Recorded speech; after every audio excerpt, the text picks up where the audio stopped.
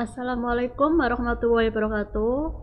Alhamdulillah, kita bertemu kembali di video pembelajaran PPKN untuk kelas 3. Untuk video pembelajaran kali ini kita berganti materi, berganti bab. Jika sebelumnya kita berbicara tentang pers, untuk kali ini kita akan membahas terkait dengan etos kerja masyarakat Indonesia. Ini merupakan materi terakhir kelas 3, sehingga saya harap nanti bisa kita pelajari bersama dan bisa dimengerti bersama. Untuk etos kerja masyarakat Indonesia, ini ada 2 subbab yang akan kita pelajari. Yang pertama, hakikat etos kerja. Yang kedua, etos kerja masyarakat Indonesia. Pada zaman modern ini, kebutuhan masyarakat sangatlah kompleks. Untuk memenuhi kebutuhan hidup harus bekerja untuk mendapatkan penghasilan. Masyarakat dalam bekerja ada yang bersikap rajin, semangat, malas, ulet, tekun, kerja keras, dan lain-lain. Mengapa demikian? Hal ini disebabkan karena setiap manusia, setiap masyarakat, setiap orang memiliki etos kerja yang berbeda-beda. Ada yang memiliki etos kerja tinggi dan ada yang memiliki etos kerja rendah. Lalu bagaimana dengan etos kerja masyarakat Indonesia? Kemudian bagaimana menumbuhkan etos kerja masyarakat Indonesia? Nah, etos kerja sendiri itu apa? Ini yang akan kita bahas di video pembelajaran kali ini. Etos kerja berasal dari bahasa Yunani ethos yang berarti sikap, kepribadian, watak, karakter, serta keyakinan atas sesuatu.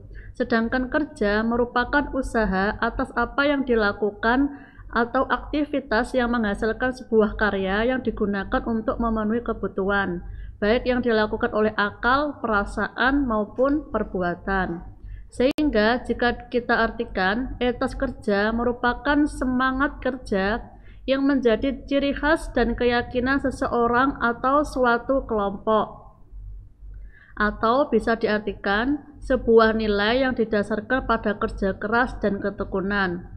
Seseorang yang memiliki etos kerja akan terlihat pada sikap dan tingkah lakunya dalam bekerja. Dan etos kerja mengarah kepada sikap positif terhadap pekerjaan. Etos kerja secara sederhana bisa kalian artikan sebagai semangat kerja, semangat dalam bekerja.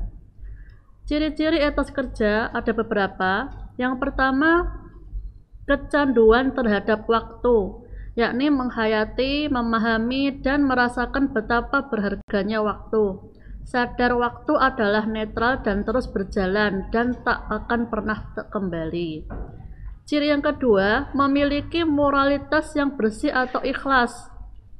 Ikhlas merupakan bentuk dari cinta, kasih sayang, dan pelayanan. Sikap ikhlas bukan hanya output dari cara melayani, melainkan juga input yang membentuk kepribadian yang bersih. Ciri yang ketiga, memiliki kejujuran. Kejujuran tidak datang dari luar, tetapi bisikan kalbu yang mengetuk nilai moral yang luhur dan bukan sebuah keterpaksaan. Ciri yang keempat, memiliki komitmen, yakni keyakinan yang mengikat sedemikian kukuhnya sehingga terbelenggu seluruh hati nuraninya dan kemudian menggerakkan perilaku yang diyakininya, yakni prinsip-prinsip yang telah dimiliki dilakukan dengan cara komitmen. Kemudian, ciri yang terakhir, kuat pendirian atau konsisten, di mana kemampuan untuk bersikap, taat asas, pantang menyerah, dan mampu mempertahankan prinsip walau harus berhadapan dengan risiko yang membahayakan dirinya. Ini adalah ciri-ciri etos kerja. Selanjutnya, macam-macam etos kerja menurut Jensen. Yang pertama, kerja adalah rahmat. Apapun pekerjaan kita adalah rahmat dari Tuhan, serta bakat dan kecerdasan dalam bekerja adalah anugerah. Kemudian, kerja adalah amanah. Etos ini membuat bekerja sepenuh hati dan menjauhi tindakan tercela seperti korupsi. Ketiga, kerja adalah panggilan. Kerja adalah keharusan untuk mengabdi dan memenuhi kebutuhan keluarga. Kerja adalah aktualisasi, meskipun kadang membuat kita lelah, bekerja merupakan cara terbaik untuk mengembangkan potensi diri.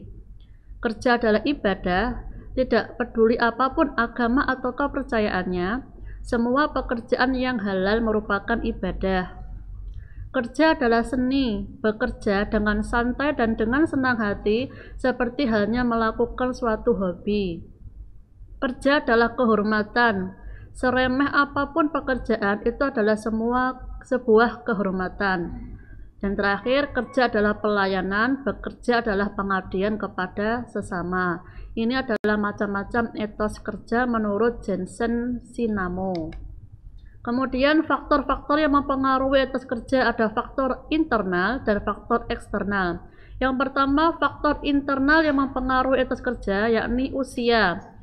Hasil penelitian dari Gooding, pekerja yang berusia di bawah 30 tahun memiliki etos kerja lebih tinggi daripada pekerja yang berusia di atas 30 tahun.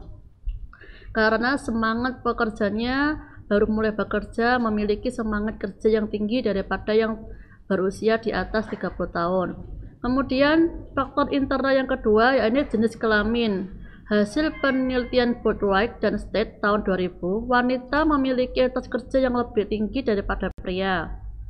Kemudian yang ketiga, latar belakang pendidikan, di mana etos kerja tertinggi dimiliki oleh pekerja yang dengan latar belakang pendidikan sarjana dan terendah memiliki latar belakang pendidikan sekolah menengah atas.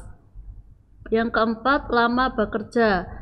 Pekerja yang sudah bekerja selama 1-2 tahun memiliki etos kerja yang lebih tinggi daripada yang berada di bawah 1 tahun karena mereka melalui adaptasi terlebih dahulu di dalam pekerjaannya.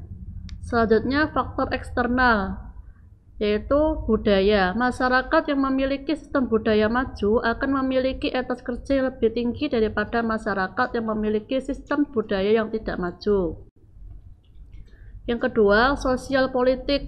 Etos kerja masyarakat tergantung ada tidaknya struktur politik yang mendorong untuk bekerja keras dan dapat menikmati hasil kerja keras mereka dengan penuh.